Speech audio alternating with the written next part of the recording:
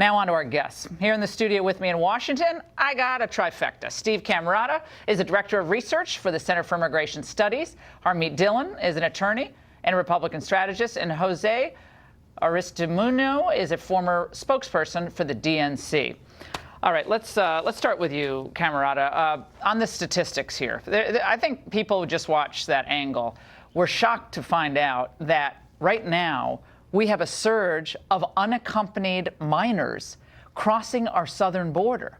Right. I mean, it's very clear that all the talk of an amnesty tends to cause more young people to come because they know, as you pointed out, that we don't deport people unless they're from Mexico. Then we can send them back. But from all other countries, we essentially release them into the United States, and they just then blend into the illegal population. But the minors never can be deported, correct? They can't be deported if they're here and they come here and they're unaccompanied.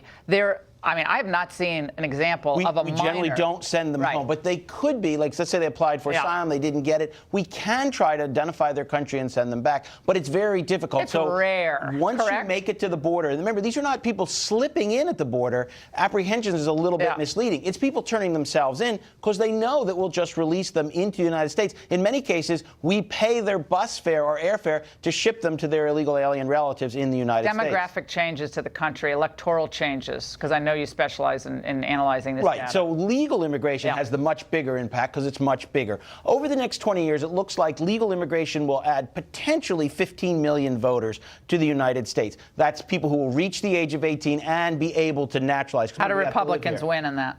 It's very hard. All the research shows immigrants are voting and their children are voting about 2-to-1 for the Democratic Party, and mainly because they agree with them on policy, whether it's Obamacare, more government, more income redistribution. And so, quite naturally, the political system will reflect the values of the changing electorate. So it's hard to see if legal immigration continues, how a conservative Republican Party survives. Jose, the president is going to sit down tomorrow. He's going to be intimately involved in these meetings. He said, including in an interview with me, that the wall and chain migration must be part of any deal. And chain migration is really responsible, Steve's done these studies, for exploding immigration into the United States. It's not just your parents or your minor children. You're bringing in uncles, aunts, adult children, their parents oftentimes. So one person can bring in 7, 8, 9, 10. That's how our immigration has exploded. It's not merit-based. If he has those lists of demands that includes especially chain migration, visa lottery, a lot of people are against that, and some of these other matters, what do the Democrats do? Look, we got to remember that the president changes his mind every single second, pretty much. It's hard to keep up with him, right? Just go on Twitter and you'll see it for yourself. I don't believe a word that the president's saying on all the little lists that he has saying that all those non-negotiable things. I don't believe that. I mean, the notion that Donald Trump is even a Republican, right? I have my doubts about that. Okay, so try to stick to, I get that you don't like Trump, but let's try to just really drill down on this particular issue. If he says, we'll do DACA amnesty for an end to chain migration and the full funding of the wall, for instance, would you support that? Absolutely not. If he wants to keep his job, he needs to extend DACA. We're not going to, look, there's already a wall in Mexico. I invite all of you guys, let's go down to the border. There's a wall in Mexico already, with Mexico already. We don't need another wall. Where's that? I'm all for more security. Hold on. What are you talking about? There's a wall already with Mexico. There's a wall with Mexico? Of course there's a wall. I've been at the border, and people just walk across the border, or they swim across. What is it, 12 miles from Imperial Beach, San Diego, Operation Gatekeeper. That was back in 1996. I reported that when I used to work for another network. But most of the border does not. Yeah, I mean, but there's walls there already. Well, my point is that there's already border structure there. We don't need that type of security. I'm just trying to get information here. Sure. This is good information. So you are saying tonight that you would not give legal status, a pathway to citizenship, for these poor, struggling, illegal immigrant kids, aren't they up to 37 years old? They're but mostly that's fine. all adults, right? Some of them are most of them are all adults. So you would deny them legal status because you're so desperate to get the uncles, aunts, cousins, third removed into the country? Are you kidding me? Let me say this. That's amazing to me. No, look, this is the way that we have to frame the answer. I agree with the majority of Americans who say, let's pass a clean DREAM Act that includes a path to citizenship. Okay, well, your party isn't in control. The Republican Party is in control, so that's kind of reality. And you guys. That's reality. I know. Look, well, guess what? You guys could have been the party, or no, you guys, but the GOP could have been the party that said, you know what? Let's protect the dreamers. We had that person. We actually had two of those people, Jeb Bush and Marco Rubio, and they couldn't win their home state. Harmeet, I got to get to you. This is a big issue. We want to be welcoming to immigrants. Your family are legal immigrants in the United States, originally from India. Your family has done incredibly well. My family ultimately was from Poland. You know, they struggled, but they were proud immigrants. Where are we on this issue here? Well, I think one of the problems is because successive generations of both Republicans and Democrats have refused to enforce our immigration laws, we now have a situation where with terrorism after 9/11, a lot of Americans are conflating legal and illegal immigration. I think that's a problem. So all the things the president is talking about, the chain migration, the E-Verify, the end to some of these loopholes is important, but we also have to look at some of the irrationality in our existing immigration system for legal immigrants. So for example, you mentioned cutting H-1B, cutting the green cards in half.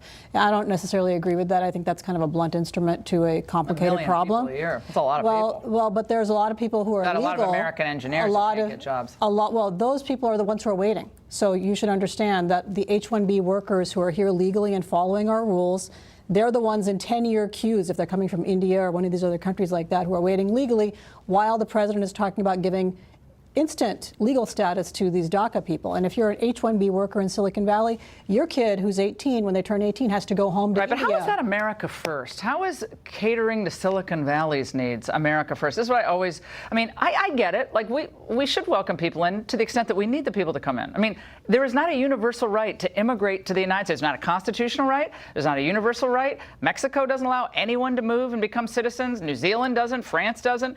There actually is a legal process. Right. And a legal process must be respected. Steve Camarota, if the president sits down with the Democrats tomorrow, and at the end of all of this, they decide to cut a deal, and it's a down payment on a wall. I've heard that little thing thrown around. $1.6 billion gets you nothing.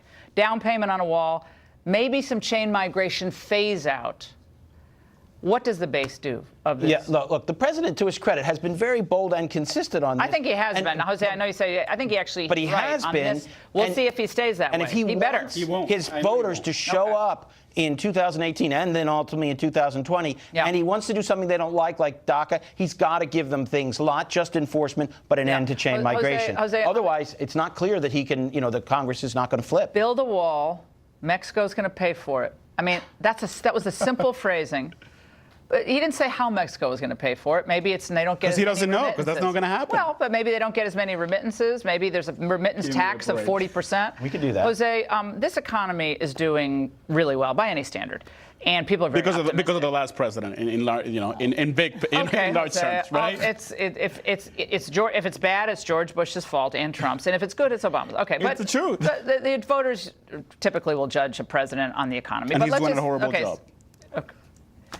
Jose, this is where I think the left and right will not come together on an issue. If just on basic metrics we can't agree, on every metric, including in Hispanic neighborhoods, in African American neighborhoods, in small entrepreneurs, women entrepreneurs, the economy is showing signs of real growth. And I'm very happy about that. But so that's all I'm saying. Look, I'm so glad you're on the show. I'm glad to have your opinion. But I mean, come on, the economy is doing well, and all I'm trying to say is, whatever happens on this, a growing economy is really going to help this country. Absolutely. And it's really going to help whites, poor whites, blacks. Rich people will do well, for sure. Middle class will do better. Hispanics, who create jobs at a great clip, who many of them are incredibly patriotic, great people. Absolutely. But I think when we say Donald Trump is a liar, he's not going to.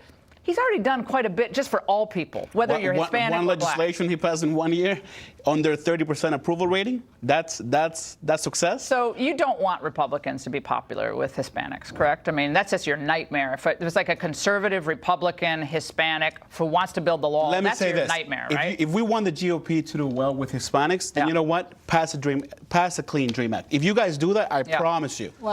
Well, where are all those? If your argument is correct, evidence of that if that is argument is correct, why did Neil Kashkari win in California? Why didn't Christy Todd Whitman win? Why aren't all these people winning? This is like Lucy with the football, Laura. The Republicans keep falling for this. It's nonsense, and that's not how we're going to win. But the president does need to keep his promises. He has to keep his promises to the American people, and also win Hispanics over with a growing economy, and go speak to them and listen to their concerns. Yes. Great to have all of you on. Great panel.